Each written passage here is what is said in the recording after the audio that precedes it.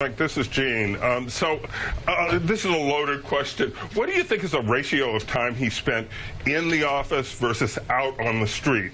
And do you think that might have something to do with the disappearance or the virtual disappearance of his style of column?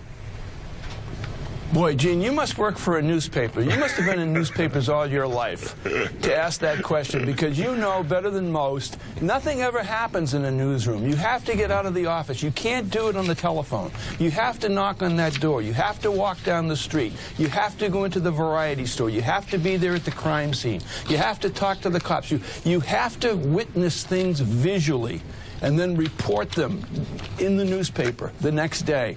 And Gene, as you just suggested, and it's sadly true, that art and that technique, that's disappearing in newspapers today. First of all, there are a diminishing number of big city columnists. Steve Lopez in New York, Mike Daly still does it in New York on the Daily Beast, but they are far and few between. And all of us, Gene, writing when we wrote in the daily newspapers, I mean, there was a great line in Jim Rutenberg's piece today in the Times about Mike McAlery, the late Mike McAlery, who was a gifted columnist himself.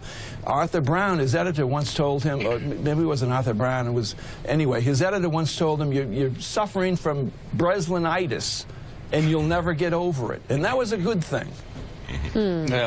We lost another legend, a guy that mastered the English language in his own form. And Gene, we talked about him earlier. You're with us now. I was always, we were talking about Chuck Berry, and they're always, because I love music more than anything else, the debates, whenever the debates went back to the 50s, I immediately said, you can call Elvis the king of rock and roll if you want to. He's not.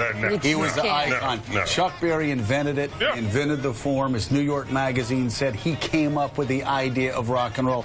Everything you hear in Beach Boys songs came straight from the DNA of Chuck Berry's music. Anything you hear in the Beatles, you have Chuck Berry throwing everything. The chords, the rhythm, the spirit. The joy. He invented rock and roll, as far as I'm concerned. He was rock and roll, and he's the source.